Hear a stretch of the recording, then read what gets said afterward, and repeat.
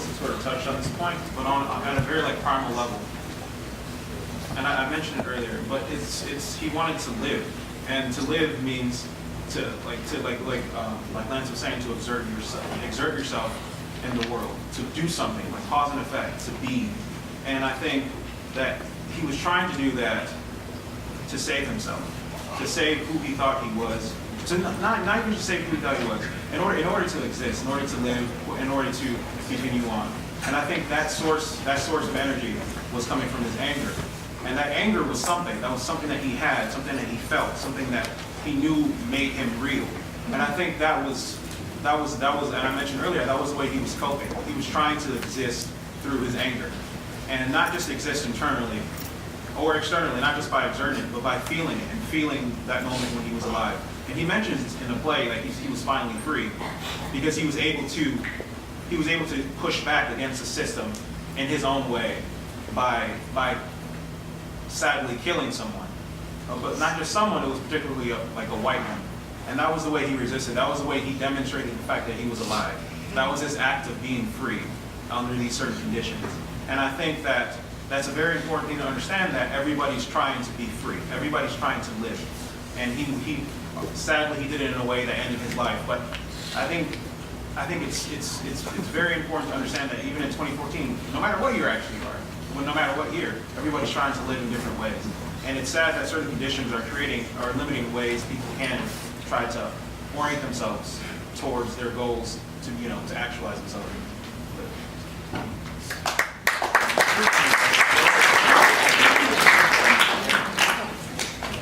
Okay.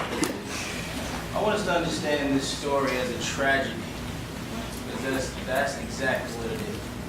Victor Thomas was born in a prison without bars. And tragically, ironically, he ends up in a prison with bars. His entire life, as we said, is controlled. He has no say. If you think about what blackness means then, and really think about what blackness means now, you have to ask yourself what has really changed in terms of perception. From the play, we gathered blackness means powerless, blackness means dumb, blackness means that you're a criminal from the jump. And what has really changed? What has really changed? So when we think about Mike Brown and Ferguson, when we think about Trayvon Martin, who was stalked and killed just for looking suspicious, I mean, these are things that we have to struggle with and deal with. And these are things as young people that we have to think about on a day-to-day basis, because your very life and survival depends on it. So I know we're not in the school building right now, but it's a perfect opportunity to learn and to crucially think about what blackness means in 2014.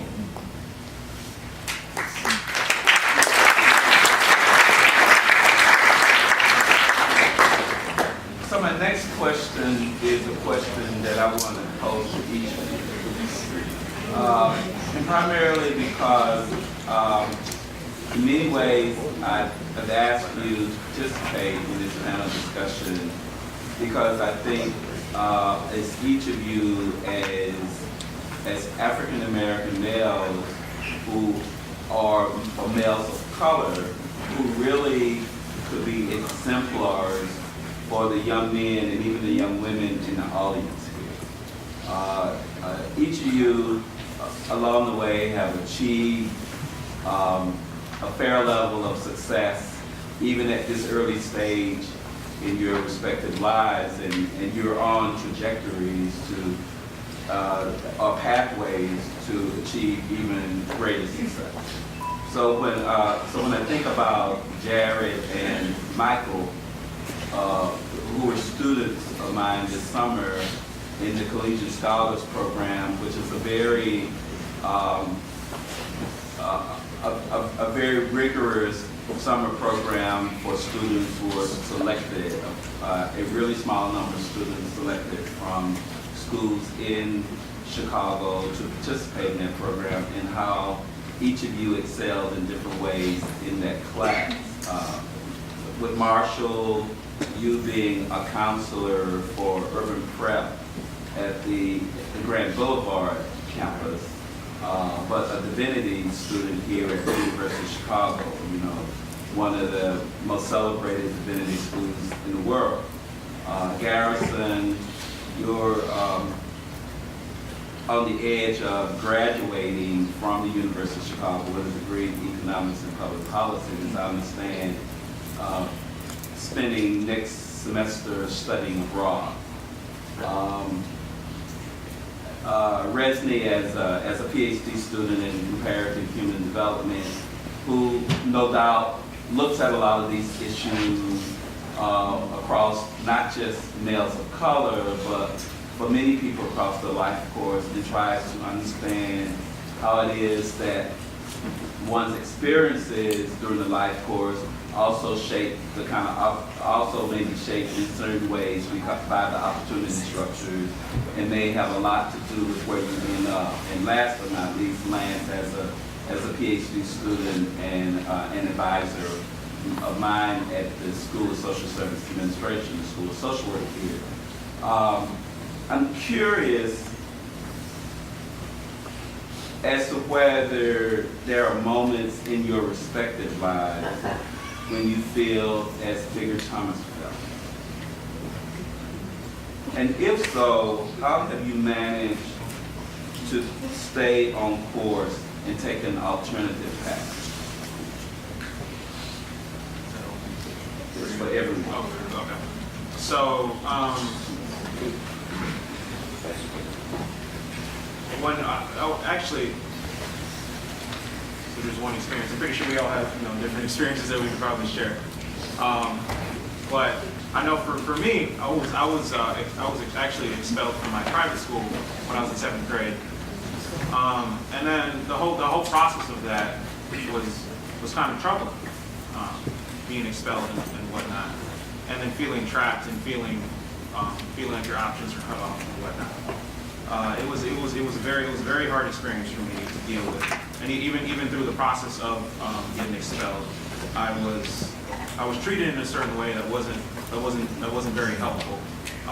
It was a small Catholic private school, and during the process of it, they threatened to call the police on me. I was 12 years old. They threatened to call the police on me. They locked me in the closet until either my dad or the police showed up. And it was an entire ordeal. And I was out of school for about a month or so until I was able to get into a public school around my house. But even during that time, the principal worked really hard to make sure I went to the worst school in the area. And it was an ordeal that really kind of set me back for a little bit of time. And the whole process of it, the principal was a white woman, as well as all the teachers in the school. And the process of it really started making me think more and more about the importance of education, the importance of schools. But it also made me realize that I couldn't trust institutions. And it took me a while for me to finally begin to trust educational institutions. All through high school, it was a problem for me. That experience I had kind of really weighed heavily on me. And I kept running into similar experiences in high school, and then finally in college I decided, or not, I didn't decide, but I experienced some positive instances with education. And that's more or less why I'm here today.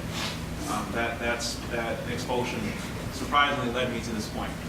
And it was the way I made sense of it, and also the fact that, like Jared mentioned earlier, I was able to receive positive supports in college. I received a positive advisor, and then she pushed me through. But during the time where I was experiencing these things with the educational institution and also the process of being expelled, I felt a lot of fear.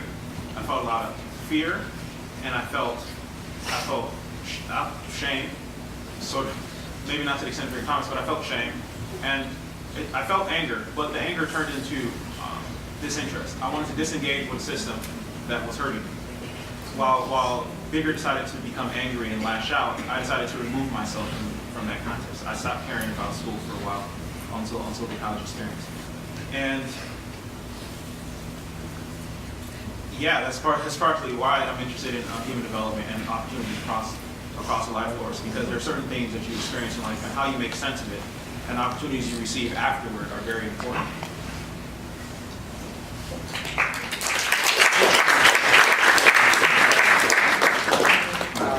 I guess carrying on from what Resney said was that I guess he had his own experience with that. I haven't had anything like that. But the experience that I have is the being rejected. Like being a person of color, you will be rejected in many places just because you're a person of color. They won't want you there and all that. And I guess how it began with me was I play soccer and I decided to join a club team for the first time. And I didn't really know much about it, but I just went to a random team, asked if I could join, and they made me pay a lot of money.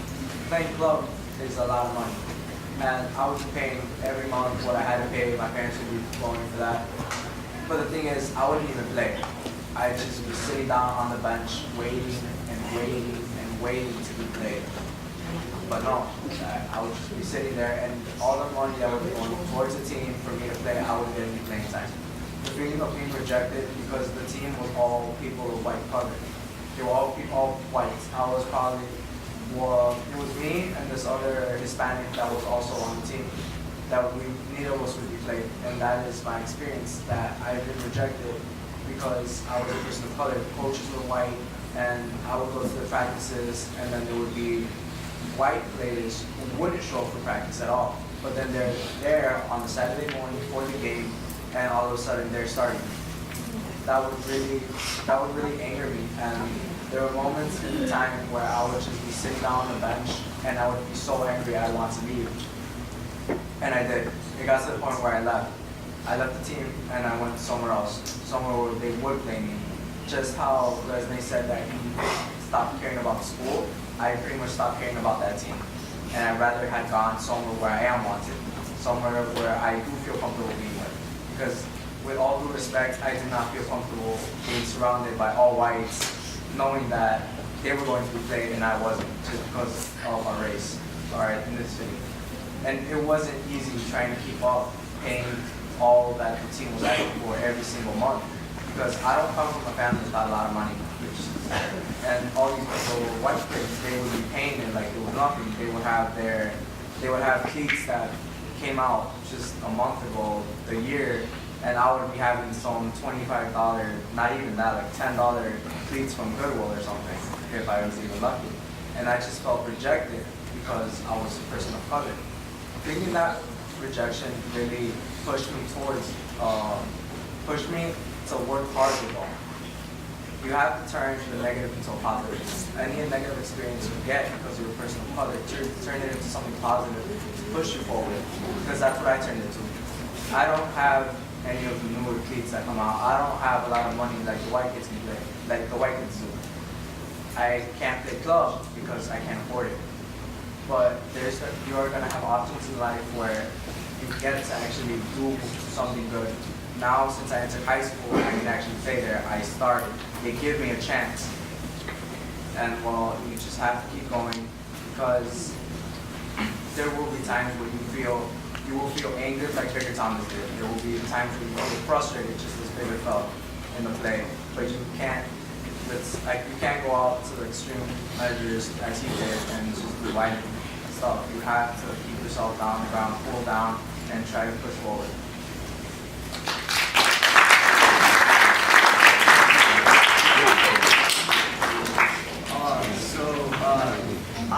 I feel that in just my personal experiences, and then I'm sure a lot of other people experiences that the media is a big part of how young men of color are perceived in society. And so we see that whether the media decides to slander that image or to do wrong to that image, that it can negatively affect how we all are perceived as young men of color. So I was essentially that the media, the way that it sometimes can work, revolves around the inabilities of young males of color to, I guess, rise up from that like oppressive zone or stage of mind, and it initially creates a stereotype among people that isn't necessarily true. So I just feel that a lot of Bigger Thomas's experiences of exclusion and further fear and further just isolation can also be accounted for our modern day experiences with the media and just how that the media influences us in a way that it makes us feel defenseless and when looking at young males of color and how that necessarily isn't indeed what we do represent.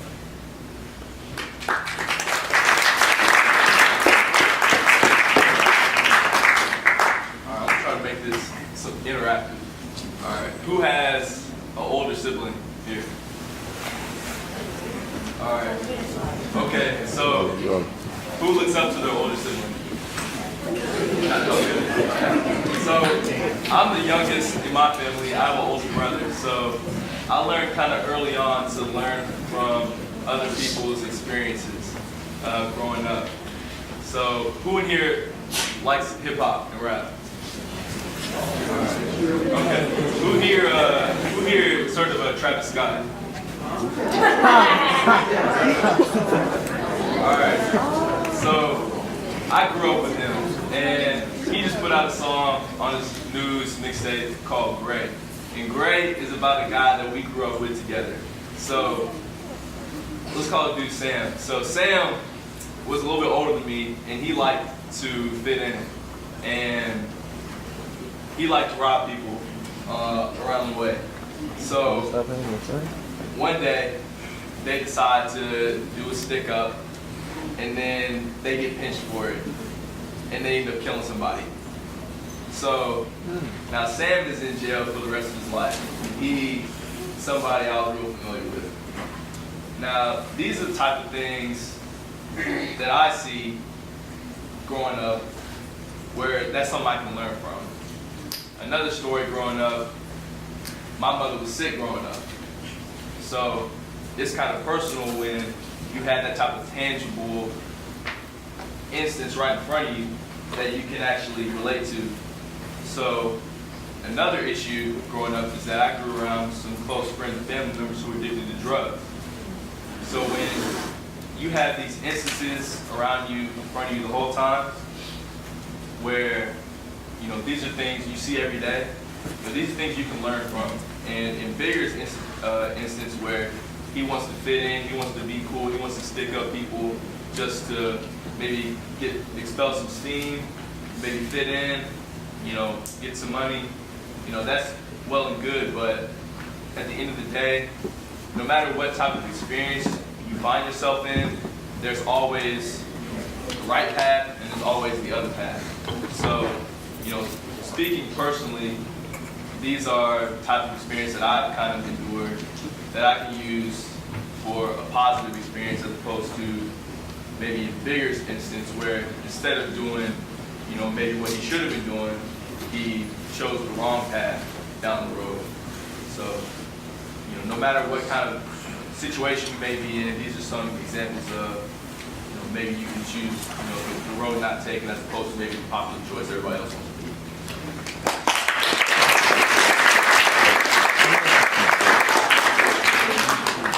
Just really quick, I had a similar experience actually with the case with the expulsion. I was 15 years old, and it was the summer of my freshman year in high school.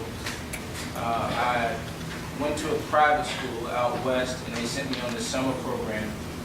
Long story short, I was hanging with the wrong crowd. I got expelled from that program and also expelled from the private high school that I went to.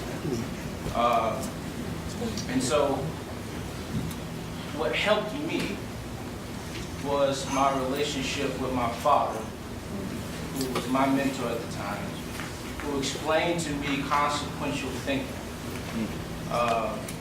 which is simply this: if I make this decision, what's the result of this? And if you can really think about bigger, who did he really have to explain to him consequential thinking?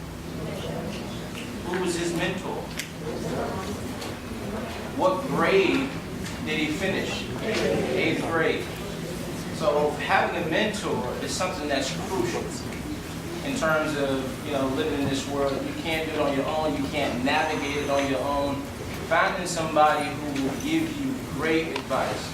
Usually that person is not your age. give you great advice is crucial. And also, education. I know you hear it all the time, but it's really true. One of my idols is Benjamin Mays, who went to Bates College, the same school that I graduated from. He said something that always sticks with me. He said, "My education did not emancipate me. It did not liberate me. It did the far greater service of allowing me to emancipate myself." Education is your tool. It's a key that you use.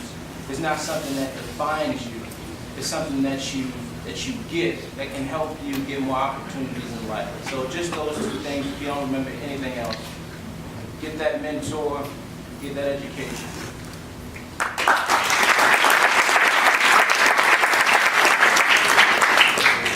Just kind of underscoring what I think Jared kind of referred to earlier about how people have ideas about what young African-American males and African-Americans in general and people of color can do in the spaces they kind of belong in.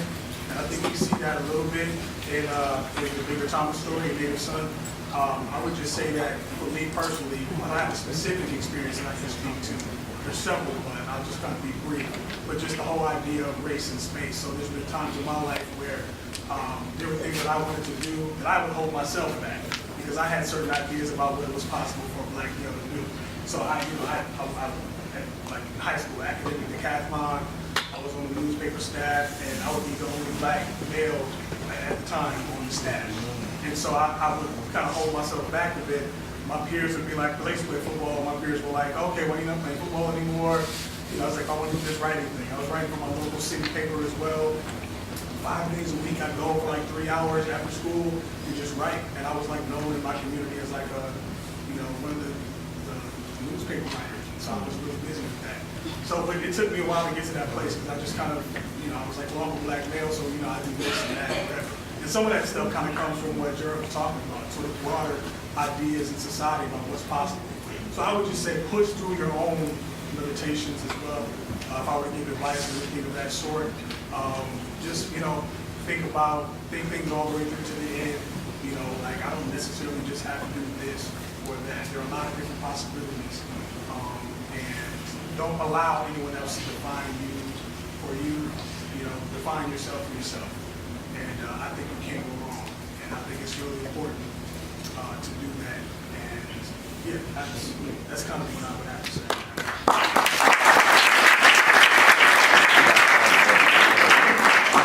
Okay, now what we'll do is open it up for questions from the audience. We have a few minutes.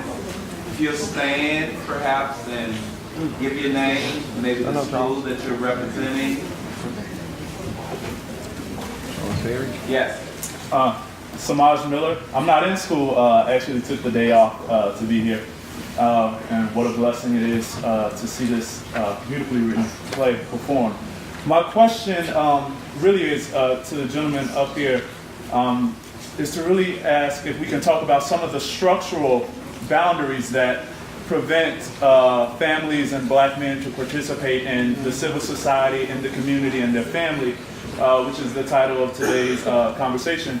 I've heard a lot about exclusion, a lot about systems, and really understanding the history and the reality that there's been a war raised against the African American family since we came here as slaves, and they separated the father from their children. And in Cabrini Greens in the housing projects in Chicago, when they said it's okay to live here, but the father cannot be present, and the behavior that grew from that.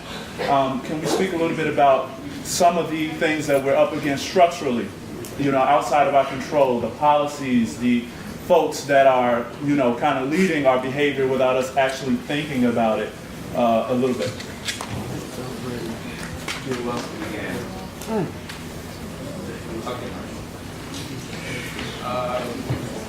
So yeah, just really quick, I know that y'all are real anxious. But just to address your question, I think one of the biggest structural problems that we face as an entire country is the prison industrial complex. As I mentioned earlier, Bigger Thomas grew up in a prison without bars. He ended up in a prison. That was really a metaphor, I think, of the systems that are in place from the school to prison pipeline, where you have these subpar schools and high expulsion and high suspension rates that usually lead kids to prison. You have this entire industrial system that benefits this multi-billion-dollar industry, benefits off the backs of people who are in prison, and they don't really have rights. I did a thesis when I graduated from Bates on the felon disenfranchisement, which is if you go to prison, you are a felon, depending on the crime that you commit. Even after you commit that crime, even after you serve your time in prison, and you get out of prison, and you go back to the community in which you were birthed, you still don't have the basic rights. In most states, in 48 states exactly, you still can't vote. So these systems are in place to really disenfranchise further people of color. And what we have to do is realize that these systems exist and kind of stray away from them. So I think the prison industrial complex is a big one. Michelle Alexander has a book that has received a lot of attention, the New Jim Crow, that really talks about it. Anyone else? Yeah, I'll pick up on it. Just to go off, what was previously said. I don't know who's 18 in here besides us, but this is an election year. So one way to change your situation for the better, short term and long term, is to actually vote, to have a voice. So,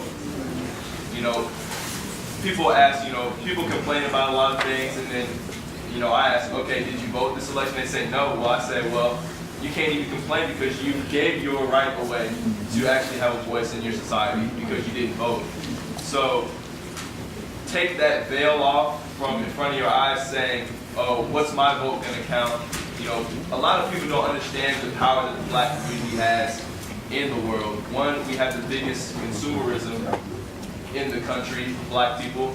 So if you don't like the brand, if all black people stop buying from that one brand, they'll go out of business.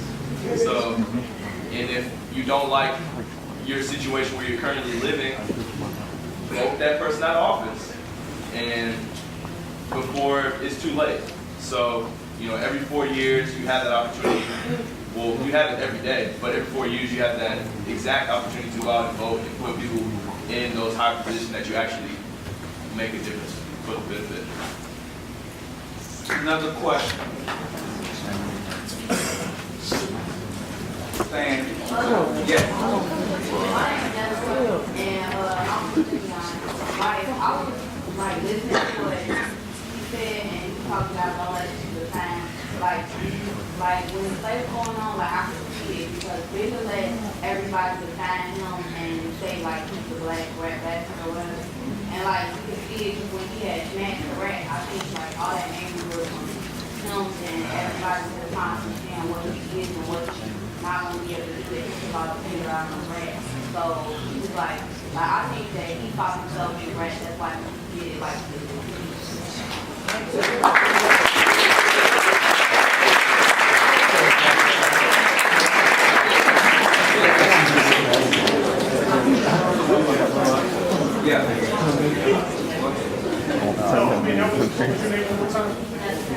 That's a very good observation. I think that I can actually make that connection. But I think again, that's the danger. Do you mind? Pardon? Go ahead. I was just going to say that's the danger of kind of letting other people define these for you. You internalize that. And that can come from all sectors of society. So it's really important to decide who you are and who you're going to be. What possible self that you want to say for yourself. He's going to college, going to grad school, what kind of career options you're going to have, that kind of stuff. So I think it's really important to find yourself for yourself and not let the broader sort of society try to make you think any sort of negative way about yourself. You know what I mean?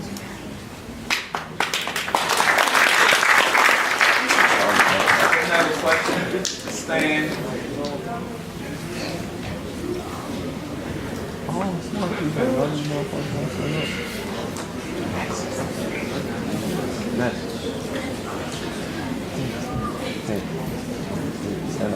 Any other questions?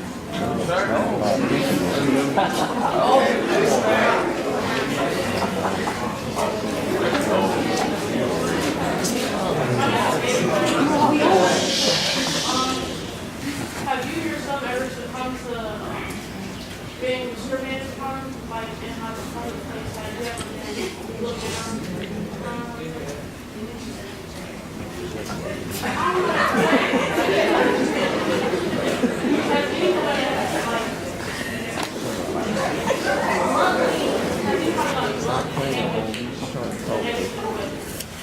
Has anybody I would probably all have experienced that.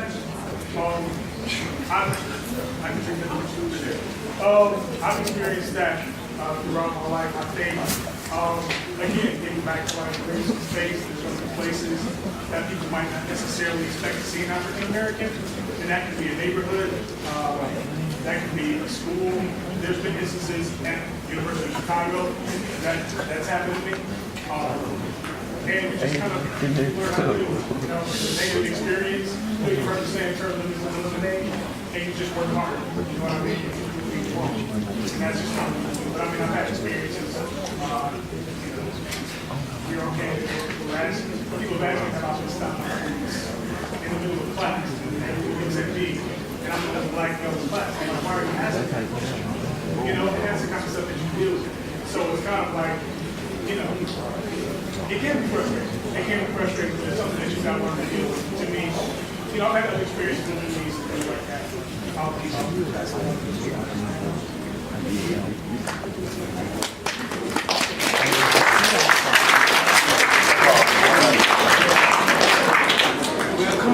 We will, yeah, go ahead.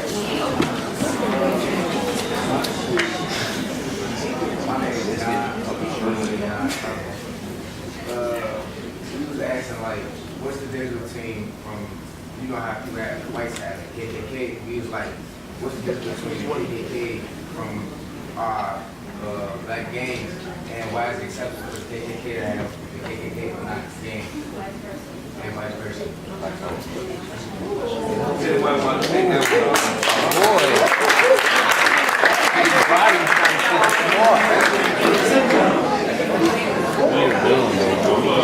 Who says it's okay? Society knows that the KKK is out there. Like, if you go down south, people like, if you go down south to like a rural area, people say that college students get lost because the KKK is following them and stuff like that. So people know the KKK is here, but and they're not doing anything about it. So why are they still worrying about the gangs?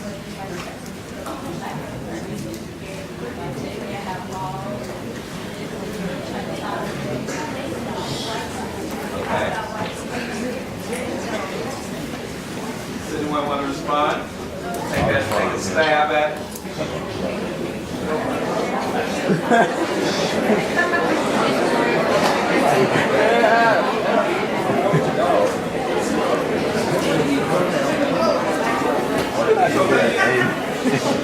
So let me try to take a stab at this if I can.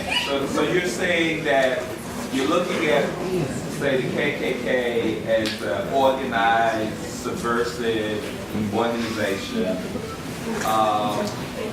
and say gangs, as we know them here, say, for example, in Chicago, it's been comparable, and the idea is, why is it that those particular, that the KKK as an organization is allowed to operate when in fact gangs are not?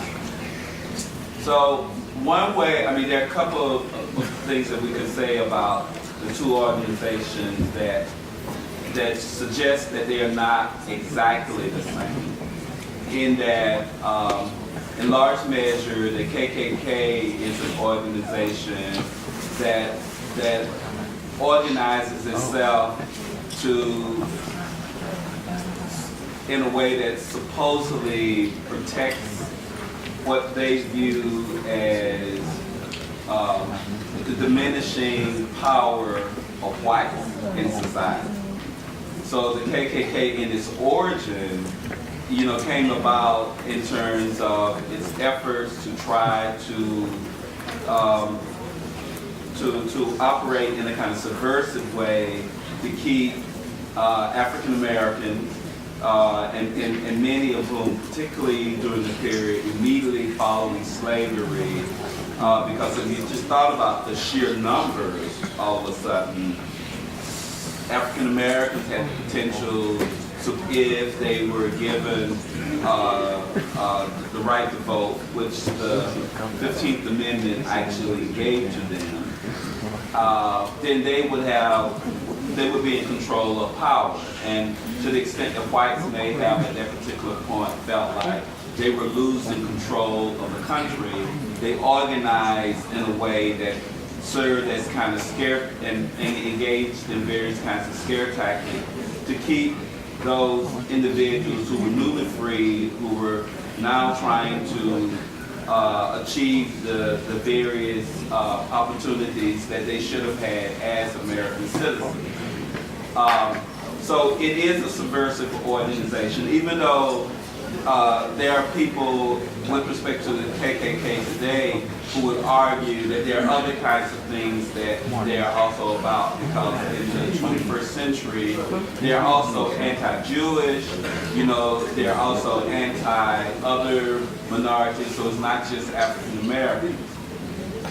If we were to think about that in a comparative way to, for example, gangs as we know them, it's not clear to me that gangs operate in ways where they are motivated to try to take out a particular group based on race and ethnicity. In fact, we are perhaps all aware of instances where individuals who are of the same race and ethnicity of the gangs have been victimized by gangs. And in fact, the majority of the people who are victimized by gangs, at least here in Chicago, are people who look just like the members of the gang themselves. So on one level, we might say that the motivation behind what the gangs might be doing, some of that may be to achieve certain kinds of economic power within the communities or the places where they are.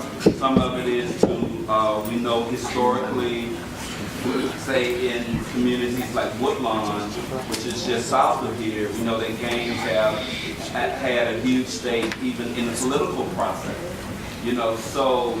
So in some ways they operate in different ways. Their motivations are in some ways different. One might be more of a hate-based kind of organization, talking about the inferiority of one group or a variety of groups or minorities versus the other, which is about achieving power, which is parallel in certain kinds of ways.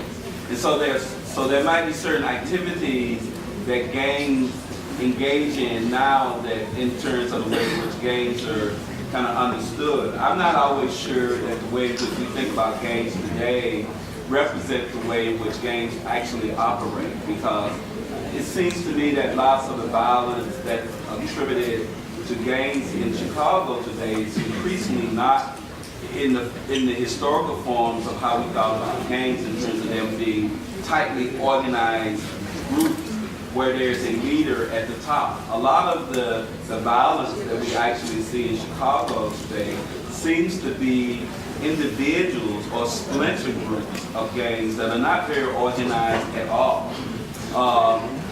And so many of the people who end up being the victims in terms of being shot or killed by gangs there are often instances where those were not even the intended targets. In large measure because the membership in these splinter groups is becoming younger and younger, and because it's less organized, these individuals also don't have great proficiency with using weapons and things of that sort. So they are shooting, but they're not necessarily very good shooting the guns, which really are semi-automatic, if not automatic, weapons that can take out a lot of people in kind of one shot. So there are some similarities in terms of the fight when gangs as well as, say, the KKK do things that violate the civil rights of individuals. There are those similarities, but there are some things that make them a little bit different. But I guess to try to respond directly to your question, one way to think about this is that any group, whether it's a splinter group or it's a well-organized group, that is designed to contribute to unrest in society, it should be a group that should be under certain forms of surveillance, and that not only should we work to make sure that law enforcement is engaged in trying to end the reign of terror that, say, the KKK may be exhibiting or gangs may be exhibiting, but even as citizens in a civic society, there's a role that we must play also in terms of trying to snuff out or to stamp out any opportunity that people may have that will deny us the opportunity to live in the way which we might ideally want to live. And I think that's very clear in terms of what we saw in this particular play with respect to Bigger Thomas. Bigger Thomas was being stifled on so many different levels that it becomes really important to kind of understand how it is that whether it's individuals, whether it's a group, whether it's a gang, whether it's an organized group like the KKK, all of those kinds of units do serve a role in ways where they do keep individuals from being able to achieve often what they want to achieve. I have to, just want to say thank you so much, everyone. You guys have been a really great audience. We do have buses here, so we have to stop. Yes. First, let's give a big round of applause.